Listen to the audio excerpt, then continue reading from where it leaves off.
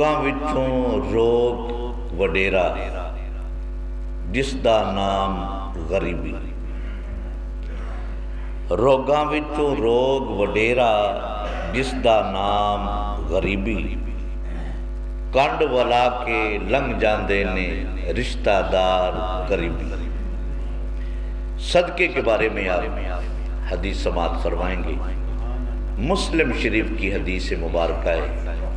حضرت ابو ہریرہ رضی اللہ تعالیٰ عنہ اس حدیث کے راوی فرماتے ہیں کہ امام الانبیاء حضرت محمد مصطفیٰ صلی اللہ علیہ وسلم آپ نے ارشاد گرامی فرمایا اذا مات الانسان انقطع عملہ الا ثلاث، کہ جب آدمی مر جاتا ہے، مرنے کے بعد اس کے عمل سارے ختم ہو جاتے ہیں۔ یعنی زندہ ہے نماز پڑھ سکتا ہے، زندہ ہے قرآن پڑھ سکتا ہے، نیک عمل صدقہ خیرات کر سکتا ہے، جو بھی کرنا چاہے کر سکتا ہے، زندہ جو ہے۔ اگر مر گیا اب قرآن بولو تو صحیح، قرآن نہیں پڑھ سکتا، نماز کوئی بھلا کام ہو نہیں کر سکتا،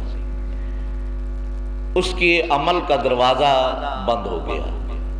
الا من ثلاث، سرکار علیہ السلام نے فرمایا کہ 3 عمل ایسے نہیں کہ مرنے کے بعد بھی ان کا ثواب جاری اور ساری رہتا ہے۔ وہ 3 عمل کون سے ہیں؟ سرکار علیہ السلام نے فرمایا سب سے پہلے صدقۃ جاریۃ، کہ صدقہ جاریہ یعنی اپنے ہاتھ سے کوئی صدقہ کر جانا اپنی زندگی میں۔ مثال کے طور پہ وہ مسجد بنا گیا، مسجد کے لیے کوئی جگہ دے گیا، قبرستان بنا گیا، جنازگاہ بنا گیا، کوئی مدرسہ بنا گیا اپنے ہاتھ سے، یا مسجد میں کوئی چیز لگوا گیا۔ اسی طرح مسجد میں کوئی قرآن پاک رکھوا دیے، یا کوئی دینی کتاب خرید کر رکھ دی، اپنے ہاتھ سے 2 بھی صدقہ کر گیا۔ اب مسجد بنا گیا، مسجد جب سے بنتی ہے قیامت تک اس پر کوئی بلڈنگ نہیں بنا سکتا، مسجد مسجد ہی ہے، اور مسجد زمین سے لے کر آسمان تک مسجد ہے۔ مسجد کے اوپر کوئی بلڈنگ نہیں بنا سکتا، مسجد کو گرا کر کوئی بلڈنگ نہیں بنا سکتا، یہ قیامت تک جگہ محفوظ ہے۔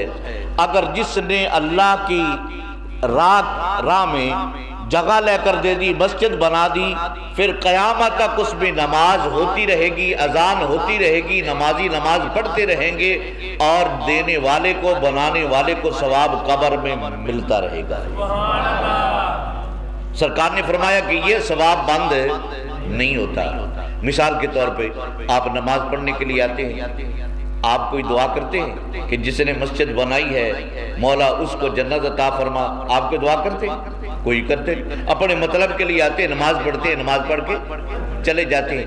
رب کعبہ آپ کو نماز پڑھنے کا ثواب تو عطا فرماتا ہی ہے، جتنا آپ کو عطا فرماتا ہے اتنا ہی مسجد بنانے والے کو عطا فرماتا ہے۔ نمبر 2، سرکار علیہ السلام نے فرمایا علم نافع، علم نافع، مثال کے طور پہ کوئی حافظ قرآن ہے، اس نے حافظ قرآن پڑھانا شروع کیا، آگے شاگرد کیے، 10-12 اس نے اپنی زندگی میں شاگرد بنا دیے، حافظ قرآن بنا دیے۔ اگر وہ جو 10-12 ہے وہ انہوں نے آگے پڑھانا شروع کر دیا، ان کے حافظ ہو گئے، انہوں نے آگے پڑھانا شروع کر دیا، جب تک یہ سلسلہ چلتا رہے گا، وہ پڑھانے والا مر بھی جائے، قبر میں چلا جائے، اس کا پڑھانے کا یہ جو علم ہے یہ جاری اور ساری ہے، جب تک جاری اور ساری رہے گا قبر میں اس کو ثواب ملتا رہے گا، قبر میں اس کو ثواب ملتا رہے گا۔ نمبر 3، امام الانبیاء حضرت محمد مصطفیٰ صلی اللہ علیہ وسلم نے فرمایا، تیسری چیز، والد صالح، نیک اولاد، نیک اولاد ہونا یہ بھی بہت بڑا اللہ کا کرم ہے، اور اولاد کی تربیت اچھی کر جانا یہ بہت بڑی بات ہے۔ نیک اولاد چھوڑ جانا، یدعو لہ، جو اس کے لیے دعا کرتی رہے۔ پہلے تو نیک اولاد، پھر دعا کرے۔ اللہ اکبر، اللہ اکبر۔ امام الانبیاء حضرت محمد مصطفیٰ صلی اللہ علیہ وسلم، آپ نے ارشاد گرامی فرمایا کہ جب بندہ مرتا ہے، قبر میں جاتا ہے، اس پر گناہوں کا بوجھ ہوتا ہے، گناہوں کا بار ہوتا ہے۔ قیامت کے دن جب میری امت قبروں سے نکلے گی، اس پر گناہ کا کوئی بھار نہیں ہوگا، کوئی بوجھ نہیں ہوگا۔ یا رسول اللہ وہ گناہ کدھر چلے جائیں گے؟